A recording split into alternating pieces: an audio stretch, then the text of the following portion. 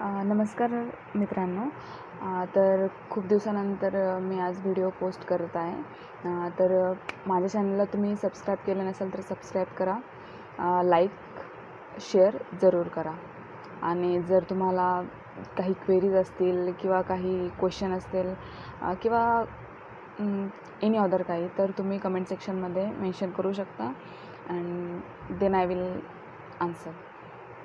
तर आज आपण बघणार आहोत व्हॉट इज ICD. तर ICDचा फुल फॉर्म इंटरकोस्टल ड्रेनेज. तर फर्स्ट आपण त्याची डेफिनेशन बघणार आहोत. तर चला, definition: a chest drain tube is indicated for insertion through the chest wall to allow for drainage of a fluid, blood, air or pus out of the chest. कुठनं? Out of the chest. म्हणजे chest drain tube म्हणजे एक chest drain tube आहे.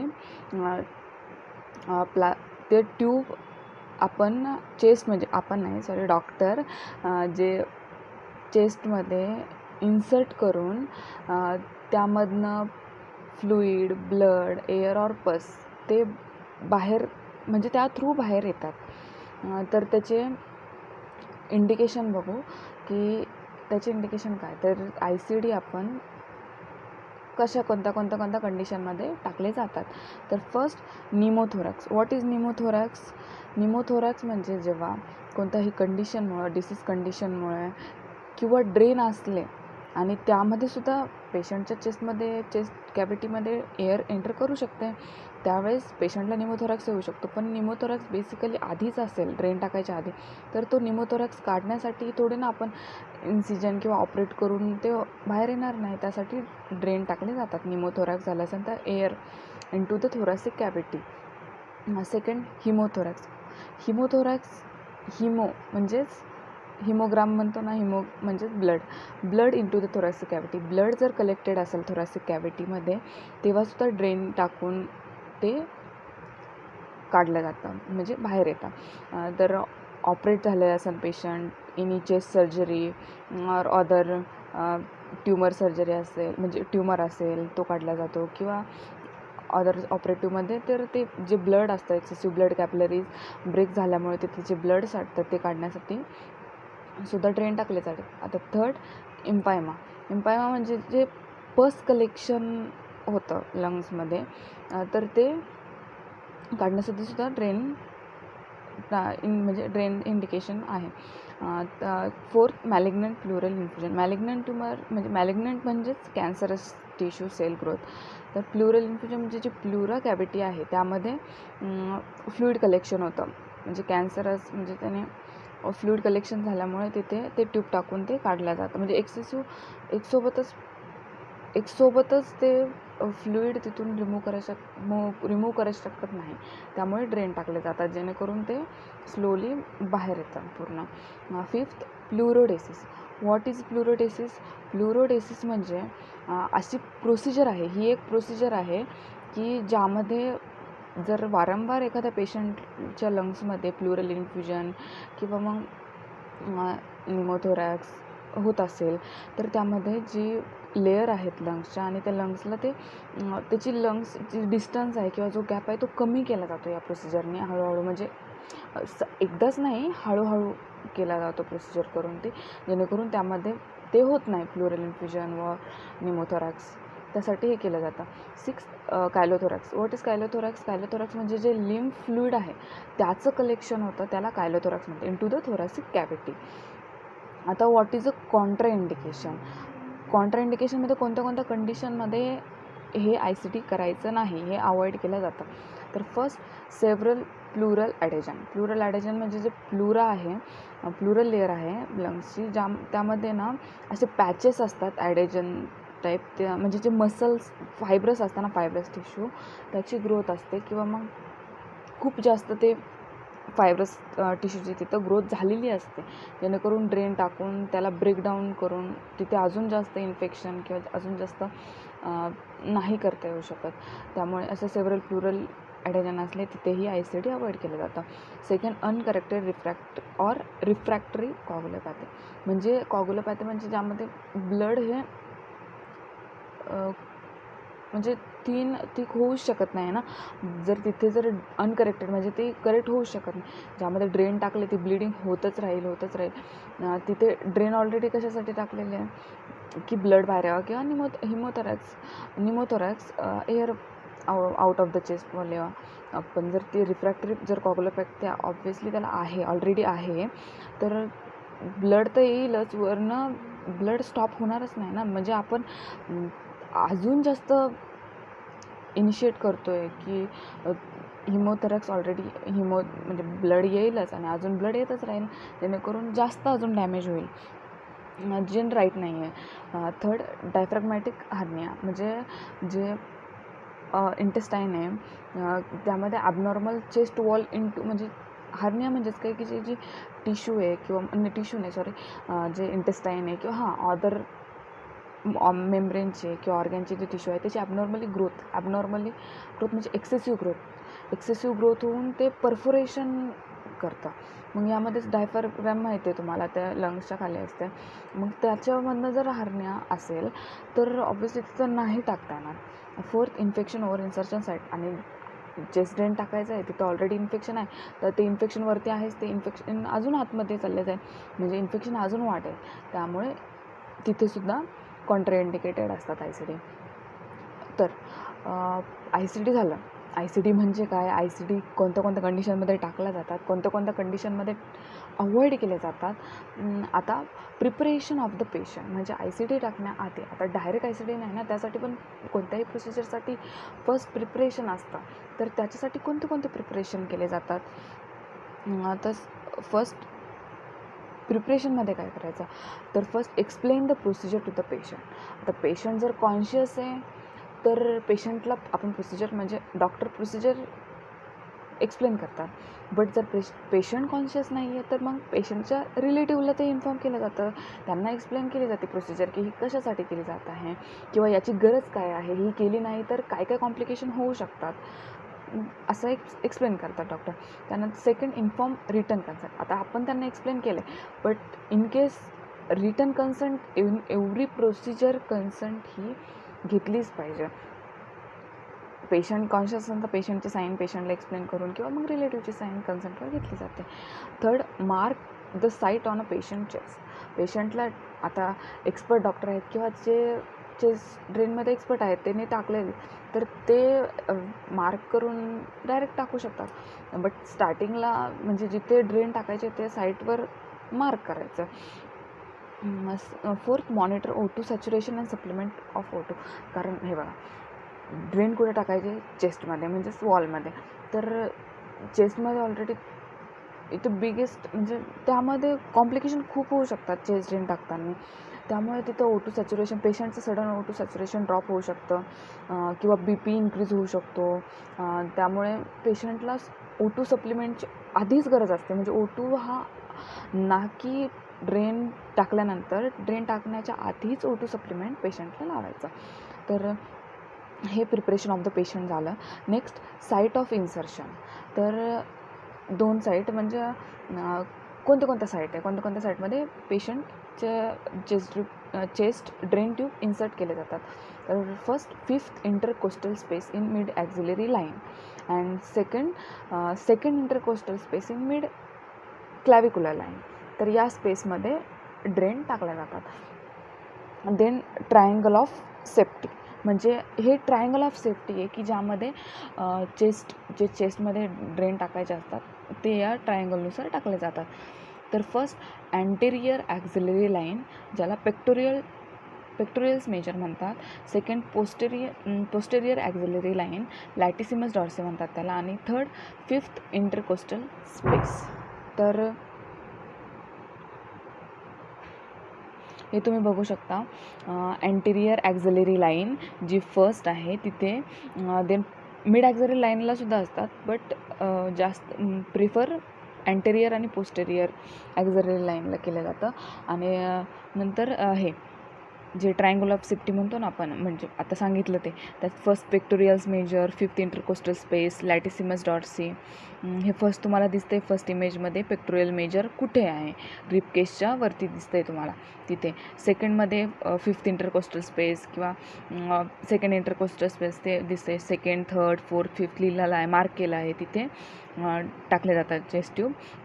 आणि then third बघा इथे लॅटिसिमस Dorsey कशी आहे, म्हणजे बिटवीन ट्रायंगलसारखंच आहे, बस उलटावाला ट्रायंगल इथे. या ट्रायंगल ऑफ सेफ्टीमध्ये ड्रेन इन्सर्ट, म्हणजे ड्रेनची साईट आहे, साईट ऑफ इन्सर्शन, तिथे ड्रेन आहे ना, ते इन्सर्ट केले. आता रिक्वायर्ड क्वांटिटी म्हणजे चेस्ट रिक्वायर्ड मटेरियल. तर ICD टाकण्यासाठी कोणते कोणते मटेरियल आपल्याला लागणार आहे, कोणते कोणते इक्विपमेंट्स लागणार आहे, ही फर्स्ट. आता प्रोसिजर INOT तर आधीच ऑलरेडी ते केलेलं असतं, पण समजा जर ICU आहे किंवा इमर्जन्सी टाकावं लागतं आहे पेशंटला ड्रेन, तर तिथे काय काय लागणार आहे ते आपल्याला माहिती पाहिजे, किंवा काय काय लागतं. तर फर्स्ट ICD ट्रे और थोरॅकोस्टॉमी tray.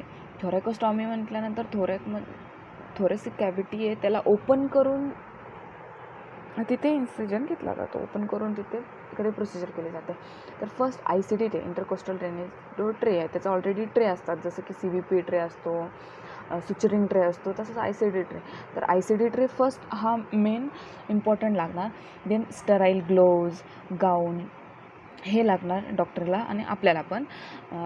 Sterile gloves, gown according to त्यांना कोणते साईज 6.5, 7.5 जे लागणार ते.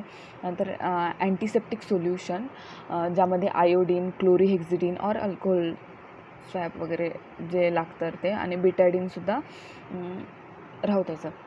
राहतं. फोर्थ स्टराईल ड्रेप्स जे असतात त्याला बाइंड करण्यासाठी ते.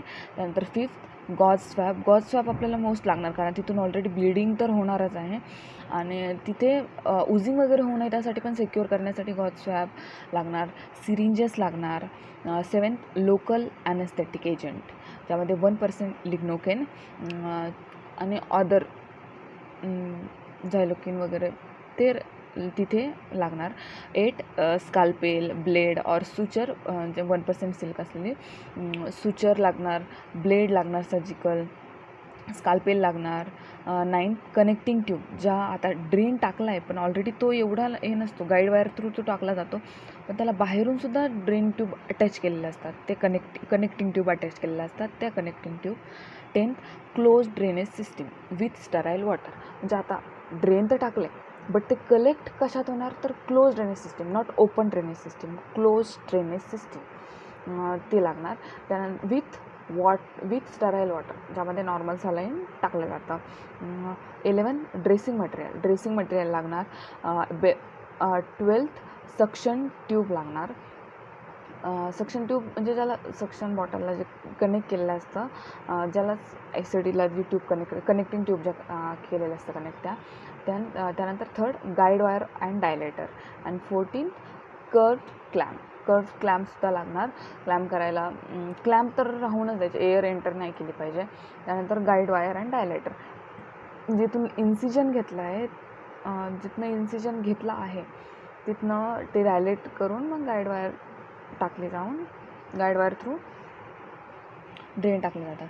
त्यानंतर प्लुरल ड्रेनेज सिस्टीम कंपोनंट, आता हे स्पेसिफिक ICD आहे, त्याच्यानुसार म्हणजे पिकटेल वगैरे किंवा अदर ड्रेन असतात, रोमावेग ड्रेन वगैरे ते असतं, पण हे स्पेशल ICDमध्ये कोणतं, ज्यामध्ये कार्डियक सर्जरी असतात, CABG असतं, किंवा VSD क्लोजर, ASD क्लोजर, त्यामध्ये जे ICD टाकले जातं त्यामध्ये स्पेशल काय लागतं, तर त्यासाठी फर्स्ट चेस्ट ट्यूब लागणार, कनेक्टिंग ट्यूबिंग लागणार, क्लोज ड्रेनेज सिस्टीम लागणार, वाय कनेक्टर लागणार, ज्यामध्ये जर म्हणजे 2च ठिकाणी इन्सिजन आहे, तो कनेक्ट करणारा वाय कनेक्टर लागणार, छोटा असतो तो वाय कनेक्टर.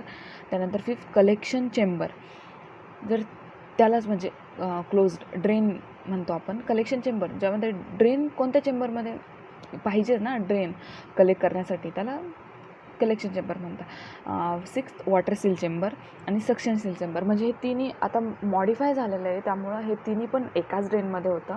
पण फर्स्ट म्हणजे मॉडिफाईड अजून पण आहे की ज्यामध्ये 3 चेंबर असतात. फर्स्टमध्ये ड्रेन कलेक्ट होणार, सेकंडमध्ये स्टराईल वॉटर असणार आणि थर्डमध्ये ज्यामध्ये सक्शन कनेक्ट असणार असं. तर त्यानंतर चेस्ट ट्यूब टाईप, म्हणजे आता चेस्ट ट्यूब टाईप यामध्ये टाईप कोणते कोणते असतात, अकॉर्डिंग पेशंट साईज तर लागणारच, पण टाईप्स तर प्रिफरेबल असतात की कोणत्या कोणत्या कंडिशनमध्ये कोणत्या चेस्ट ट्यूब यूज करायच्या. तर first thoracostomy chest tube, second straight chest tube, third right angle silicone chest tube, fourth trocar chest tube and fifth single port thoracoscopic tube thoracostomy chest tube. या 5 प्रकारच्या, यापेक्षा वेगळ्या पण, तर या कॉमनली यूज करतात चेस्ट ट्यूब. तर straight chest tube, right angle silicone chest tube, trocar chest tube. Trocar म्हणजे अशी लाईन्स असतात, थोडीशी साईज त्याची जास्त असते. जी ट्रॉकर चेस्ट ट्यूब असते त्याला म्हणजे चेस्ट ट्यूब टाकताना सुद्धा याचा यूज केला जातो, आधी केला जातो. त्यानंतर खाली आहे, तर मोस्ट आता एव्हरी कंडिशनमध्ये, एव्हरी इंडिकेशन और कंडिशनमध्ये कोणत्या कोणत्या अकॉर्डिंग टू साईज आणि त्या कंडिशनमध्ये सुद्धा, आणि प्लस पेशंटचे साईज कोणती लागणार आहे चेस्ट ट्यूबची ती पण ठरवली जाते. त्यामध्ये स्पेशल हिमोथोरॅक्सला 28 to 32 चेस्ट ट्यूब ह्या साईजची घेतली जाते. त्यानंतर चेस्ट ट्यूब इन्सर्शन मेथड. तर आता चेस्ट ट्यूब इन्सर्शन मेथडमध्ये आपण कोणत्या कोणत्या मेथड यूज केले जातात. तर फर्स्ट ऑपरेटिव्ह ट्यूब थोरॅकोस्टॉमी. तर यामध्ये थोरॅकोस्टॉमी करताना म्हणजे इन ऑपरेशन किंवा मग एखादी ओटी करताना, ऑपरेशन करताना थोरॅकोस्टॉमी म्हणजे ओस्टॉमी म्हणजे ओपन केली जाते. म्हणजे काय थोरॅकोस्टॉमी ना, तर ती थोरॅसिक कॅव्हिटी ओपन करून तिथे ट्यूब इन्सर्ट केली जाते. त्यानंतर सेकंड गाईड वायर ट्यूब थोरॅकोस्टॉमी. यामध्ये गाईड वायर टाकून, नॉट ऑपरेटिव्ह बट छोटासा इन्सिजन घेऊन गाईड वायर टाकून ट्यूब टाकली जाते. 3 ट्रॉकर ट्यूब थोरॅकोस्टॉमी. ही म्हणजे ट्यूब टाकण्याच्या आधी त्यानंतर ती इन्सर्ट करून ट्यूब टाकली जाते. 4th single port thoracoscopic tube thoracostomy. म्हणजे सिंगल पोर्टने थोरॅकोस्कोपिक स्कोप टाकून परफेक्ट साईज किंवा परफेक्ट किती कुठपर्यंत, कोणत्या लेअरपर्यंत ते गेलं पाहिजे त्यानुसार थोरॅकोस्टॉमी केली जाते. Then physiological aspect. म्हणजे यामध्ये फिजिओलॉजिकल आस्पेक्ट काय काय आहेत. तर first distal end of a drainage tube 2 centimetre below water. म्हणजे डिस्टल आणि प्रॉक्झिमल माहिती आहे. डिस्टल एंड म्हणजे एकदम खालचं एंड असतं ते ट्यूबचं, ते 2 सेंटीमीटर बिलो वॉटर म्हणजे 2 सेंटीमीटर आतमध्ये पाहिजे. कारण ते पण सांगते मी की का, कारण त्यामध्ये जर वॉटरमध्ये ठेवलं नाही तर पूर्ण एअर जी आहे ती पूर्ण चेस्ट ट्यूब थ्रू कशात लंग्समध्ये जाणार आणि निमोथोरॅक्स होणार. लंग्समध्ये पूर्ण एअर गेला, ऑलरेडी निमोथोरॅक्स आहे तो अजून निमोथोरॅक्स बसणार, आणि हिमोथोरॅक्स असेल किंवा अदर कंडिशन असेल तरीही एअर एंटर होऊन पेशंटला ब्रिदिंगला त्रास होणार, किंवा मग अजून क्वालिटी ऑफ लाईफ आहे ती अजून डिक्रीज होणार, पेशंटला अजून त्रास होणार, कॉम्प्लिकेशन इन्क्रीज होणार. त्यासाठी डिस्टल एंड हमेशा 2 सेंटीमीटर बिलो वॉटरमध्ये ठेवला जातो. Then collection chamber always 100 centimetre below the chest. Why, का बरं जो ड्रेन सिस्टीम आहे किंवा जी चेस्ट ड्रेन आहे, चेंबर आहे, तो बिलो द चेस्ट लेवल ठेवला जातो. कारण ग्रॅव्हिटीमुळं किंवा मग जे ड्रेन आहेत ते जर खाली ठेवले तर ते तिथनं खाली येणार ना. जर वरती चेस्ट किंवा चेस्टच्या वरती ठेवले किंवा हेडच्या पोझिशनमध्ये ठेवले तर जे बाहेर तर येणारच नाही, वरून ते आतमध्येच साठून राहून तिथे कॉग्युलेशन होऊ शकतं, किंवा आतमध्ये ते राहून तिथे अजून जास्त कॉम्प्लिकेशन इन्क्रीज होऊ शकतं. त्यासाठी त्यानंतर आहे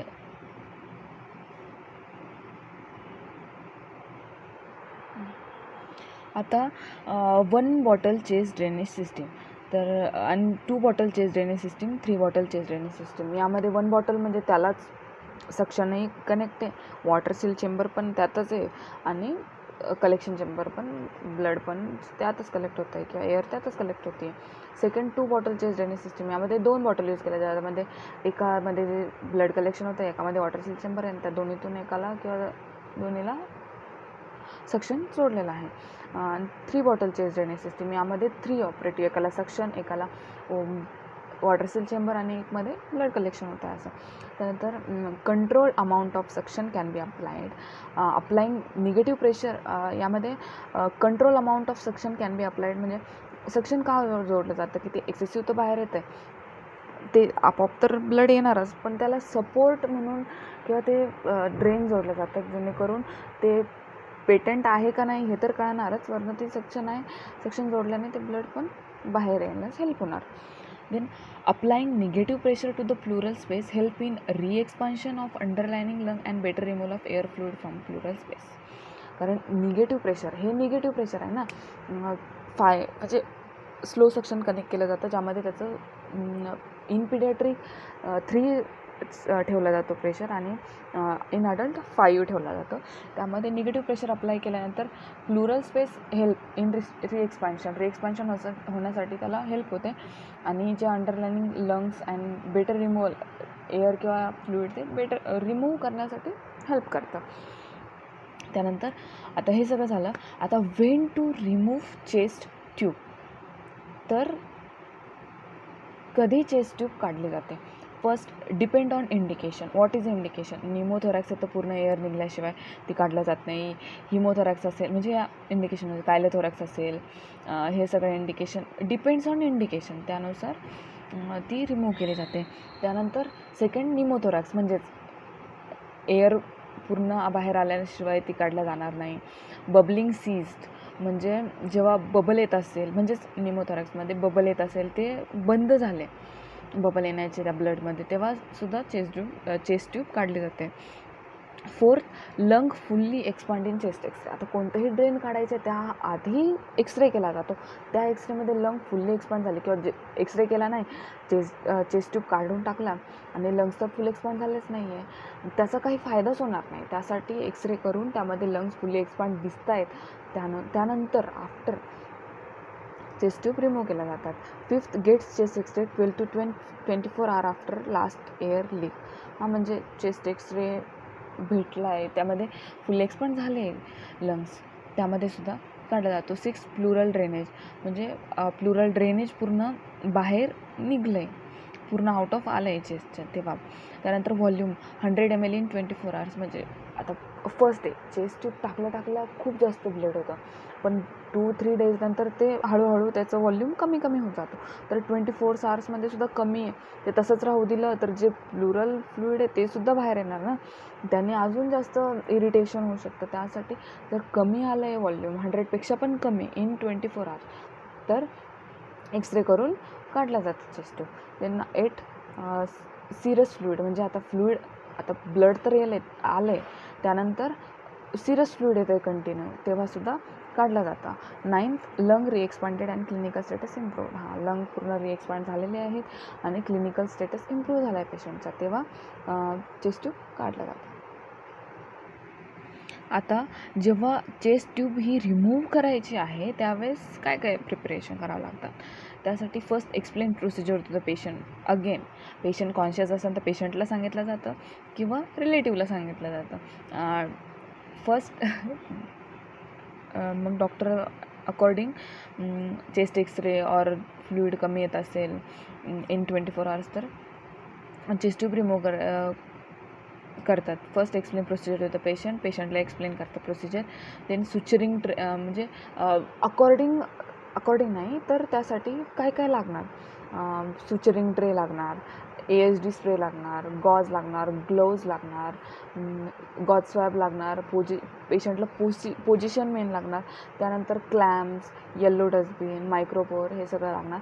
आणि त्यानंतर फर्स्ट पेशंट इमर्जन्सी किट ही जवळच, इमर्जन्सी बॉक्स हा जवळच ठेवायचा, अंबू बॅगसुद्धा जवळच ठेवायची. कधीही पेशंटला कोणतंही कॉम्प्लिकेशन होऊ शकतं, कारण काही ड्रेन वरती असतात चेस्ट लेयर्समध्ये, पण काही डायरेक्ट मीडिया स्टेर्नममध्ये सुद्धा असतात, तेव्हा ते बाहेर काढल्यानंतर कॉम्प्लिकेशन हे इन्क्रीज होतात. पेशंटला डिसॅच्युरेटेड होतो, अचानक डिसॅच्युरेट होतं किंवा थोड्या वेळानंतरसुद्धा पेशंटचे कॉम्प्लिकेशन होऊ शकतात. त्यासाठी इमर्जन्सी बॉक्स जवळच ठेवायचा आणि पेशंटला ऑक्सिजन सप्लाय हा कंटिन्युअसली चालूच ठेवायचा तेव्हा आणि त्याच्यावर ऑब्झर्वेशन ठेवायचं. मॉनिटर समजा पेशंटला मॉनिटर अटॅच केलेलं पाहिजे.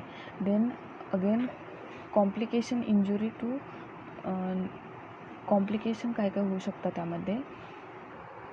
देन रिमूव्ह म्हणजे कसं करतात यामध्ये लिहिलेलं नाही आहे, पण मी जे बघितलं आहे ते सांगते किंवा मग जे करतात. तर ज्यामध्ये फर्स्ट पेशंटला सांगितलं जातं, पेशंट कॉन्शियस असल्यावर की चेस्ट ट्यूब आता काढणार आहेत. त्यासाठी पेशंटला फर्स्ट पोझिशन द्यायची. जे सगळं जे इक्विपमेंट आहे ते लागणार आहे ते जवळ ठेवायचे. म्हणजे हेच suturing tray, ASD, gauze, gloves, yellow dustbin, position, clamps हे सगळं जवळ ठेवायचं. पोझिशन द्यायची पेशंटला.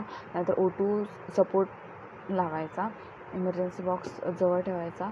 त्यानंतर पेशंटला पेन किलर किंवा मग त्याला तर खूप जास्त पेन होत असेल तर ट्रॅमेडॉल, डायनापर हे ऑलरेडी कनेक्ट करून ठेवलेलंच असतं. त्यामध्ये यामध्ये पेशंटला ट्रॅमेडॉल वगैरे कनेक्ट करून त्याचं पेन किलर PCM कनेक्ट करून आधीच ठेवलं जातं, जेणेकरून पेशंटचं तोपर्यंत ड्रेन काढूपर्यंत पेन कमी होतं. कारण एक्सेसिव्ह पेन होतं ना, चेस्ट ट्यूब खूप डीपमध्ये सुद्धा इन्सर्ट केलेले असतात मिडियास्टर्नममध्ये, त्यासाठी. त्यानंतर सुचरिंग डॉक्टर मग ते ड्रेसिंग काढून त्याच्यावरचं ASD स्प्रे टाकून पूर्ण क्लीन करून घेतात. त्यानंतर सुचरिंग ट्रे ओपन करून ते हे करतात.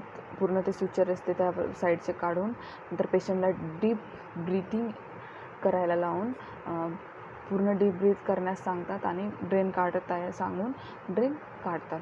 काढल्यानंतर लगेच गॉस स्वॅब लावून त्यानंतर लगेच सुचर तो टाईट केला जातो आणि तो मग कट करून त्यावर क्लीन करून त्याला अगेन क्लॅम्प ड्रेन काढायच्या आधी लावायचे, जेणेकरून ड्रेन काढला आणि त्याच ड्रेनने परत एअर एंटर होती तर त्याचा काहीच उपयोग नाही, कॉम्प्लिकेशन इन्क्रीज होतं.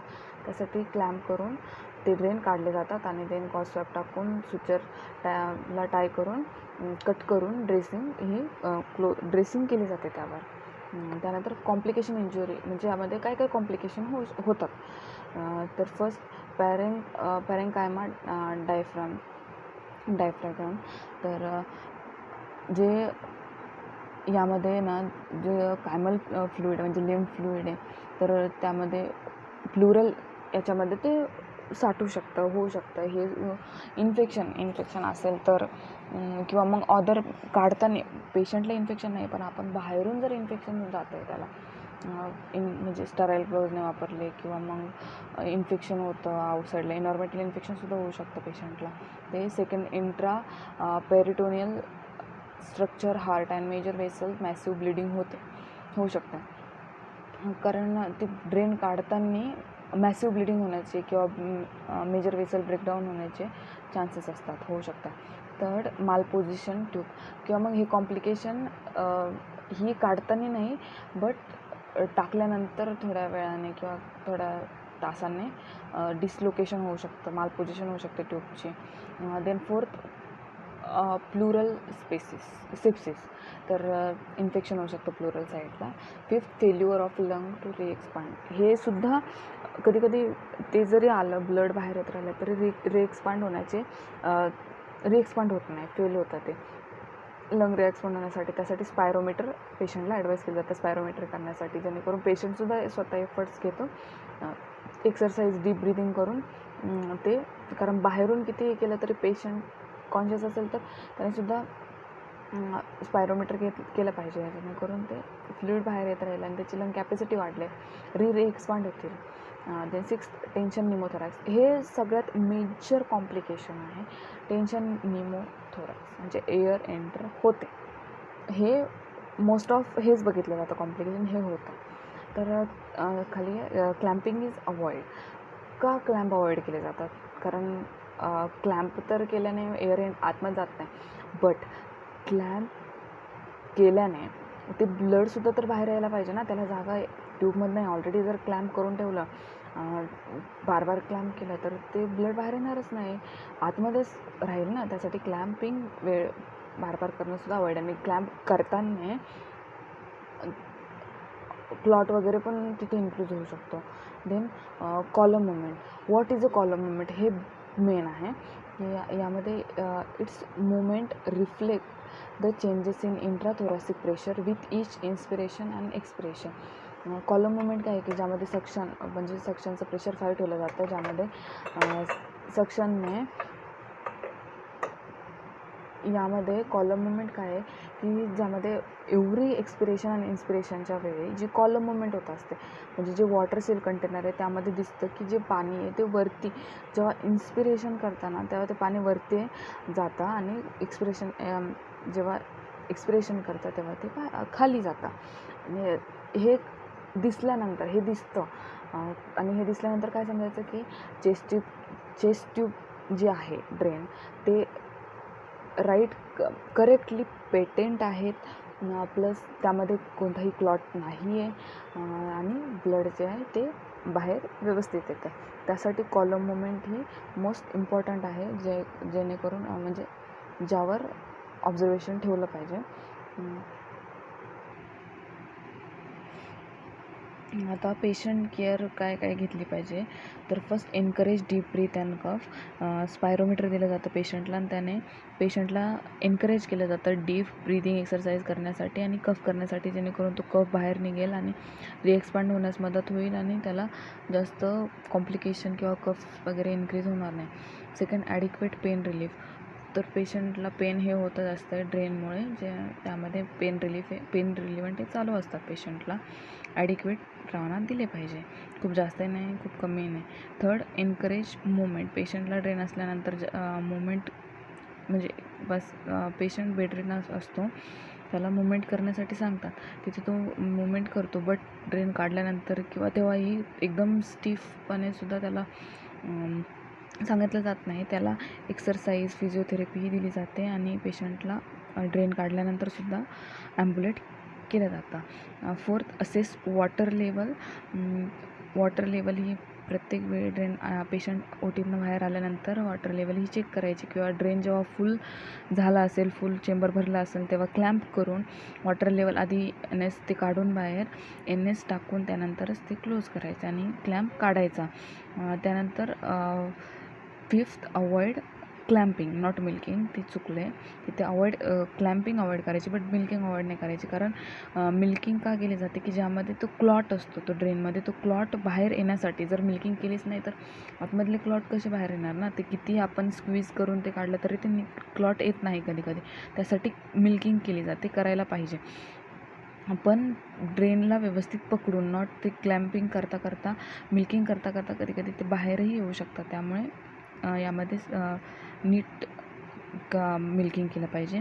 Then sixth, ensure collection unit below the level of a chest. हे आपण फर्स्टच बघितलं की जे कलेक्शन युनिट आहे किंवा जे ड्रेन आहे ते बिलो द चेस्ट लेवल असायला पाहिजे, नॉट वरती, जेणेकरून ते पटपट खाली येईल आणि तिथे आतमध्ये रिव्हर्स जाणार नाही. 7, suction can improve the speed of air and fluid removal. तर स्लो सक्शन हे ड्रेनला कनेक्ट केलेलं असतं, त्याने काय होती, स्पीड एअर आणि फ्लुइडची ती स्पीड वाढते आणि ते बेटरली बाहेर येण्यास मदत होते. तर हा ICD टॉपिक आपण कवर केला आहे. तर thank you for all watching my video. आणि तुम्ही अजूनही सबस्क्राईब केलं नसेल तर सबस्क्राईब करा आणि तुम्हाला कोणत्या टॉपिक रिलेटेड व्हिडिओ हवेत हे तुम्ही कमेंटमध्ये टाका. So thank you so much. Like, subscribe आणि शेअर करा. तर भेटूयात नेक्स्ट व्हिडिओमध्ये. So bye.